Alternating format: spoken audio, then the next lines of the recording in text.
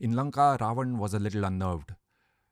Hanuman had caused great damage in the city. He had killed many Rakshasas when he set fire to Lanka, remember? And now he had heard that an army was marching towards Lanka. Ravan's younger brother Vibhishan was telling him to let Sita go and to avoid war. He told Ravan, why this war at all? Ram has not done anything wrong. It was Khar who attacked Ram, and Ram acted in self-defense. How can you blame him for that? This is the Shurpanakha chapter. Yes. So it started with Shurpanakha. Shurpanakha asked Khar to attack Ram. Khar attacked and got himself killed, and Ram wiped out all the Rakshas forces at Janasthan. Now, interestingly, in these discussions, we often go back and say, oh, the Shurpanakha incident, like you just asked me. But no one mentions Shurpanakha in this incident. Between Vibhishan and Ravan, they are only talking about what Ram did to Khar and the Rakshas forces. And that is why Ravan wants to take revenge. His primary goal is not to take revenge for what happened to Shurpanakha. Sometimes we think that was his primary goal. And so he was in some way justified in abducting Sita. But that is totally incorrect. So Ravan then called a meeting of all his senior-most leaders to discuss this matter. An army was coming towards them, and he wanted to get their thoughts on this. I want to show you a short video to see what is the quality of discussion that is going on in Ravan's court. Gotcha. Addressing a packed court, Ravan said, "There is one matter I wish to discuss with all of you. I would have done it sooner, but Kumbhakarna was not available, therefore the slight delay. I have brought Sita, Ram's wife, from Dandakaranya. No other woman is as beautiful and charming as her. Oh, that gorgeous face, that slender waist, and those hips. Tanumadhya Prithushroni Sharadindu Nibhanana. My lust for her is driving me crazy. But Samena Shayyam Arodhum Ichchati. She refuses to climb into my bed. And Ram is reportedly on his way to Lanka with an army of Vanaras. Please suggest what we should do now so that Sita remains with me." Upon hearing this, Ravan's younger brother Kumbhakarna said, "What you have done is not right. You should have consulted us before. But never mind. I will still support you.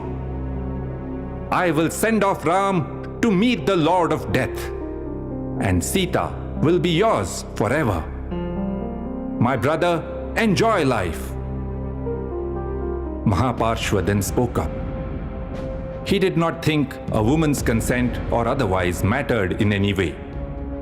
He made this shocking suggestion.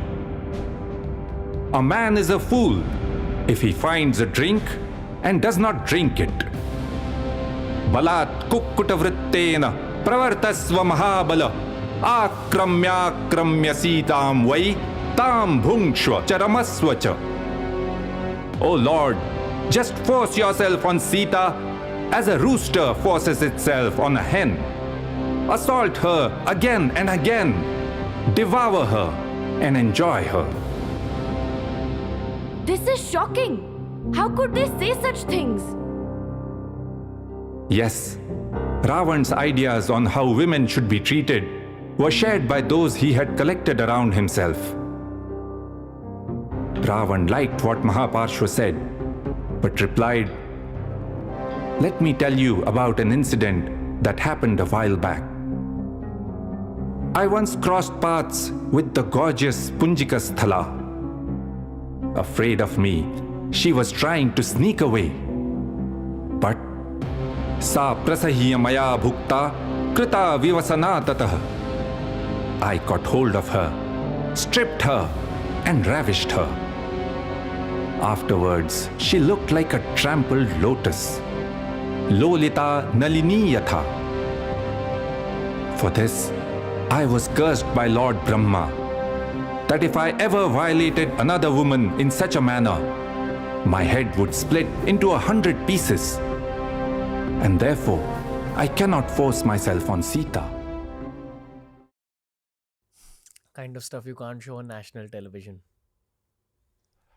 That's why you never heard this aspect of the story before. Yes. You know, sometimes people think that Ravan treated women very well. In fact, his treatment was exemplary. Nothing could be further from the truth. Maharishi Valmiki has told us clearly what he thought. Even earlier, he kidnapped Sita because he had a fight with Ram.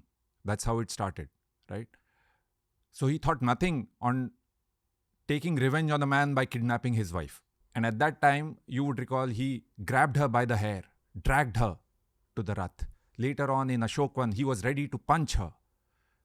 And when Hanuman was looking for Sita, he had gone to Ravan's bedchamber. We saw that there were hundreds of women that he had abducted from different lands. In fact, he was very proud of that. He had showed off to Sita that you will be the chief among them. Say yes to me. And now you saw the type of comments he as well as his ministers made about Sita.